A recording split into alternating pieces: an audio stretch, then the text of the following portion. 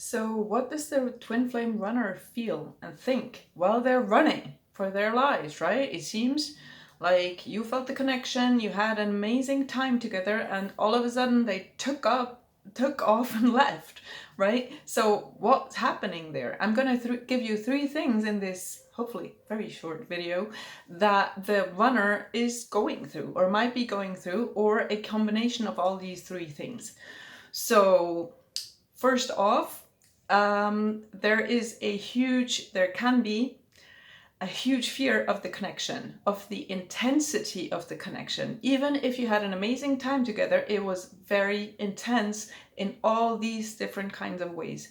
It was intense, maybe sexually, but not only, of course, like feeling wise, what you went through. Maybe you had big fights and blow ups. If you both aren't healed enough, right, then that might have happened. Maybe there was just a feeling of uneasiness in both of you because you weren't both of you weren't used to having someone around that's basically you, that knows you inside out, that sees through you. You've never experienced a connection like that, or a relationship, or whatever, a meeting like that. So one of you, well, actually the runner, freaked out and was just like, this is too intense, this is not what I want, I can't take this, this is too overwhelming, and I cannot handle this. You know, usually in my older videos, I use the comparison of a sports car with like 500 PS or something, where when you touch the gas just a little bit, it takes off, you know, the car takes off. And if you're not an amazing driver, or you haven't had 20 years of driving training, you're going to be overwhelmed by the power of that car and of that, yes, how it's propelling you forward, right, in a way. So I used to compare the twin flame connection and relationship with such a sports car, where you both are like little children. You haven't really fully worked on yourself, or you haven't really discovered your amazingness. You're like both of your amazingnesses, and you sit into that sports car like a child would, right? And like you mess around with the key, and oh, so many buttons, and oh, there's something down here, like a step on that, and then it takes off, and you're just not managing driving this thing or controlling this thing, and you're just being left scared, you know? So that can be one thing, that they're just overwhelmed, scared, and really fearful, yeah, of their lives, basically. So the first point. The second point is that you push them away without wanting to. You push him away by chasing, and the chasing can already happen when you're not even in a relationship, or you haven't met. No, you have met, but you haven't really committed, or you haven't given it a try to be together. Maybe you're both married, or both in different relationships, or whatever it is. But at one point, even if you have maybe a great connection, or you had a great start to the connection, I shouldn't say a great connection because that's a given. Like, the connection is always there, and it's always like, it's twin flame love, right? That's not going to go anywhere. That's, yeah, you know what I mean. But like, from the get-go of your meeting, or from you interacting or having some sort of interaction and relationship, you started to attach to him or her too much, and to need them too much. And you already hear the word uh-oh that you all are so afraid of, because you all don't want to be it, and you are it at one point, me included, becoming needy, of wanting the other person too much, and placing your value outside of yourself in them. And you see all these amazing traits they have, and you see their amazingness, and you're like, I feel small next to them, or I feel unworthy next to them, and that's not taking place consciously necessarily. It can, but if you're really true with yourself and really honest with yourself, you have these feelings, and you're aware they're there, but maybe you don't voice them, you don't say them, tell them, right? You don't tell the other person, hey, I feel unworthy, or I think you're too much, or you too good to be true, or oh my gosh, right? But the vibe is exactly that. It's like, oh wow, they are amazing and they're so great and they are everything I ever wanted, and this connection is everything I ever wanted. So I'm going to, grab for it a little bit. I'm going to try to keep it. I'm going to try to have it if you don't have it yet. So all that is in the other person's eyes, like in the runner's eyes, that shows them that you don't value yourself and that you don't see your own amazingness. And that hurts them to see that, because they see your amazingness. They see your potential. They see your greatness. They see all that. But they see you not seeing it. And it translates to neediness. It translates to insecurities. It translates to you being jealous or being clingy or being not wanting to spend time without them, or not wanting to live your life purpose unless they are with you, or whatever it is, it's something that hurts them to witness. So all this unconscious, right? Not conscious.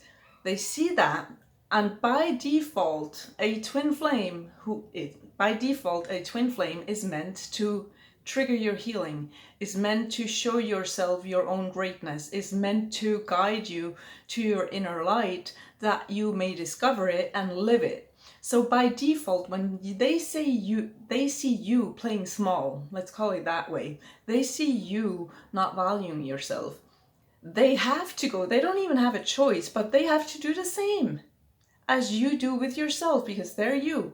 So they're gonna be, sorry, no, I'm busy. Sorry, I gotta go back to my wife. Sorry, my life is too great to just dump it like that. Even if a week before they told you, hey, I hate my life, like, I'm so glad you came along. Of course, then there's other things at play in their life too, because you're the same, right? You both have things to clear and clean up in your lives, right? It's not that you're like the devil and they're the angel and they're like triggering all this healing in you. You're both doing the same to each other. But now that we're talking about the runner, that is actually a feeling they unconsciously have. It's just like, I just have to get away from this. I can't witness this. I can't watch this. I can't be a witness to this. I can't I'm not condoning this in any way, her playing small or him playing small, him not seeing his greatness. I can't do this. I have to walk away. I have to show them this way, right? So that's the second thing. And then the third thing, I forgot. I just forgot. What's the third thing I wanted to say? Here is Yvonne thinking she doesn't have to take notes because she has such an amazing memory, and then she gets talking, and this is what happens. Let me pause. I discovered the pause button. Okay, thank you so much, phone, for my pause button. I love it. It didn't exist before, but now that I have it, it's amazing. So the third thing is they intuitively know, just like yourself, deep down, they intuitively know it's not the moment. It's not the right time. There's things to be done. There's things to be taken care of. There's things they need to resolve in their lives. There's things they want to grow into. There's things you need to grow into. There's things you need to first take care of in your life, like organizationally, but mostly within. And that's that sense they have, that it's just a knowing of yes to the connection, yes to the love, but no, not right now. And it doesn't mean like you can't shut off the connection, you can't shut off the love, but you can shut off the physical relationship of being a couple, like a standard 3D, man, woman walking by side, or woman, men, whatever you want to do, right? That you can sort of shut off because you both sort of know, okay, it's not the right time. It's not ready yet. And it's not meant to be an excuse in any way. It's just an inner knowing. It's just an awareness that is there, So that's a third thing that could keep the runner away from you. long term, mid-term, short term, whatever it is, until the moment is right.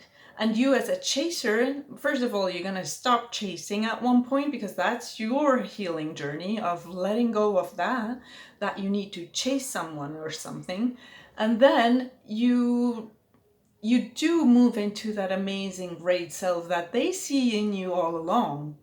So that's your side of the coin, right? Side of the job. Like, that's your job to take care of, and they have their thing to take care of. But I wanted to address in this video what makes them run and sort of from one day to the next drop the whole thing maybe, and leave you totally frustrated, puzzled, hurt. And yes, that's what I addressed. There's no more need to say more, no, whatever. So I hope I helped you. I always love your little comments. When you tell me, you helped me, this video helped me so much, whatever, like, leave me these comments, because then I know I can keep on going, because I do need some motivation sometimes too, right? Where I'm like, oh, am I even helpful to all these people? And when you tell me that I am, that really gets me going. So it keeps me going, let's put it that way. So thanks so much in advance. Thank you for listening. I appreciate your support, your love, your attention. And if I may help you on your journey, reach out. Maybe we get to work together. I'm sending much love. Bye guys. Bye.